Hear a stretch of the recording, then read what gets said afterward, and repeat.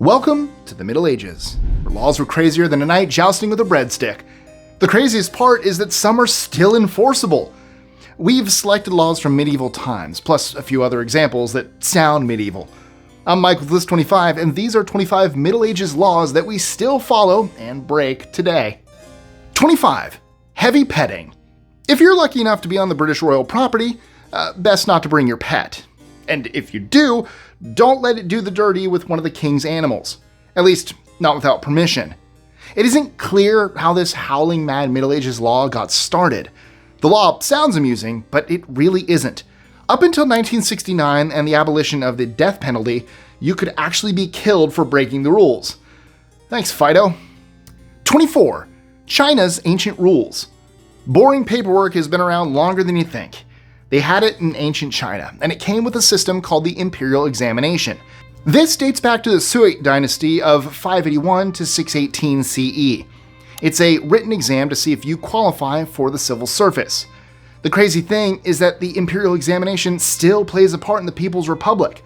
Obviously, many things have changed since the old days, but admin training stays the same. 23. Anyone for tennis? Not you, stupid, you're way too poor. Yeah, you couldn't play tennis in the Middle Ages unless you had a Djokovic-sized wallet. The sport was associated with good health and good character. It was played by the highest members of society. From 1495, mere mortals couldn't even attempt a game of tennis, though they were allowed to play a couple of sets at Christmas. 22. Sumptuary laws. The Middle Ages were not a time to look fabulous and stuff your face. In fact, laws were brought in to stop people from going overboard with their food and fashion. These sumptuary laws were applied to certain kinds of people. For instance, Edward II, who was King of England in 1336, stopped merchants from having meat or fish more than once a day. Over in Europe, silk and other nice things were seen as a problem. English sumptuary laws lasted well beyond the Middle Ages, starting in the 12th century and ending in the 18th. 21. Taking sheep across London Bridge. What's that you're doing? Herding a flock of sheep across London Bridge? Go right ahead. After all, you're perfectly entitled to do so. This bizarre law is used by people with the title of freemen. They've been around since 1237 and got their name after freeing themselves from being controlled by lords. Traditionally, they can take their sheep into London without paying so much as a congestion charge, and they still do it today, in large numbers. 20. Wearing armor in Parliament. Politicians often go into battle in the British Parliament, but there are laws in place to stop things turning violent. In 1313, the statute forbidding bearing of armor was introduced under the reign of Edward II.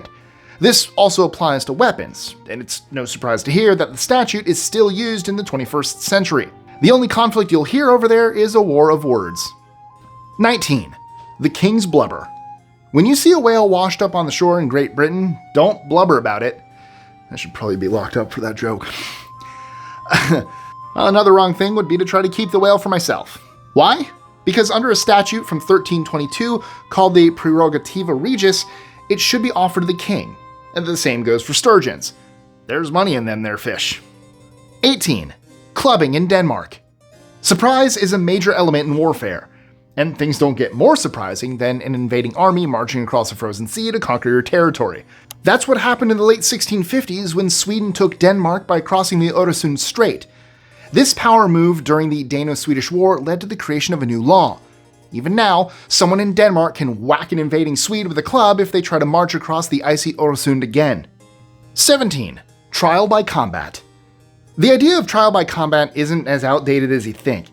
It was reportedly brought in by William the Conqueror over in England following the epic Norman conquest in 1066. This was when the famous Battle of Hastings took place.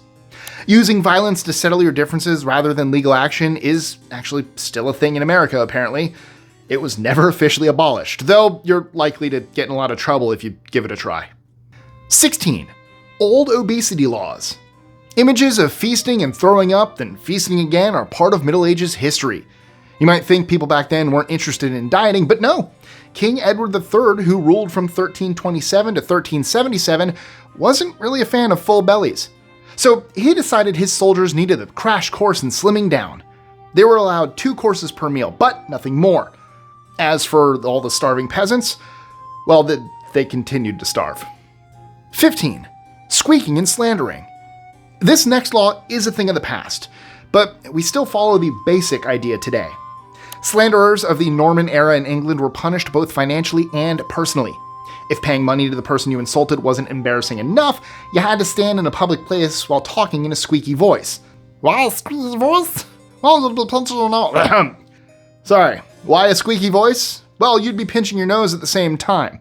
The modern day equivalent is trial by media, and having yourself turned into a savage meme. 14. The Hamlet Law.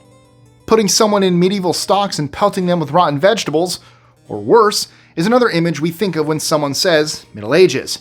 The humiliating business began around 1277. And did you know there's a name for a village that doesn't have any stocks? That lawful name is a hamlet. It's supposed to be a downgrade because while villages are small, hamlets are really small. A hamlet can also be somewhere without a church, which is a shame because you'd be praying for mercy stuck in those stocks. This law connected to hamlets and stocks was introduced in 1405 and is still in place hundreds of years later. 13. Welshmen decapitated. Wales and England have definitely had their beef over the years in Great Britain. Back in 1403, the Earl of the City of Chester passed a law so that any Welsh person entering his domain would be killed. And not just killed, but decapitated. The rule was enforced from sundown to sunrise. It was designed to stop the hostile Welsh from invading and rising up against the English in a bloody battle for independence. The worrying thing is that the law doesn't seem to have been repealed. Having said that, a lot of people believe this law is more of a myth. I would hope so.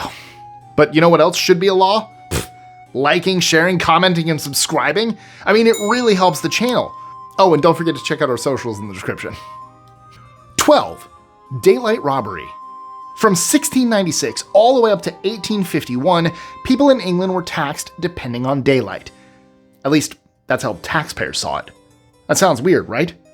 Their King William of Orange, who ruled between 1650 and 1702, decided that a window tax was the way to go. Bad news if you had a lot of windows. This is actually where we get the expression daylight robbery. You could get around the law by removing your windows and sitting in the dark. 11. Rammed for adultery. Those who did the dirty on their partners were treated harshly in medieval Europe. Punishments included a brutal whipping for women. On a less violent note, they might be sent to a monastery where they could spend their days thinking about the crime. Or there's the old system of bringing a live ram into the court so they could sit on it and perform a song, all while holding the animal by the tail. Yeah, that was an actual law. I don't know how or when it started or ended. All that I can say is that it was one crazy punishment. 10. Weighing bread and beer.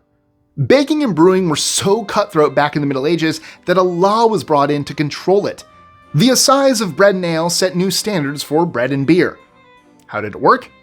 Well, before, you would buy a loaf for a pint according to the cost of its ingredients, like corn and wheat. They would be more or less expensive if the ingredients were. The assize of bread and ale law made the food and drink smaller if the ingredients were pricier or bigger when they were cheaper. This led to a stable cost for bread and beer that many could afford without being stiffed. It also cracked down on substandard products. The law lasted from 1266 to 1863. Oh, and eating bread and drinking beer has a major effect on your assize. It's funnier if you could see it spelled. 9. Stop playing soccer. In 1388, a statute was announced putting restrictions on soccer, or football as it's known to non-Americans, even though, the British coined the term soccer, but I digress. There had been laws in place since the early 14th century. However, this was a specific rule for working people. The rules were there to prevent violence, but with the 1388 rule, you were told not to play football and pick up a bow and arrow instead. Wouldn't that lead to more violence? Yes, but violence of a good kind, because those archery skills were important for fighting wars. The law was repealed hundreds of years later. 8. Pointy punishment. Pointy-toed shoes are irritating, but are they irritating enough to be illegal? Medieval lawmakers certainly thought so. Around the 15th century, footwear became pointier and pointier. So, in 1463, it was decided that the end of a shoe couldn't be longer than 2 inches. If you wanted to be bold and break the rule, you received a fine to the tune of $128. Fashion victims breathed a sigh of relief when the law was kicked out in 1604. 7. Permission to marry. It's tough being poor, but it was even tougher in the Middle Ages. You couldn't even be happy without asking a higher power, namely the guy who owned the land you slaved away on. Getting married involved more red tape than a stationery store. In some cases, you had to wait for an appropriately sized farm to be found, so you had somewhere to keep toiling whilst starting a family. 6. Nookie no-no days.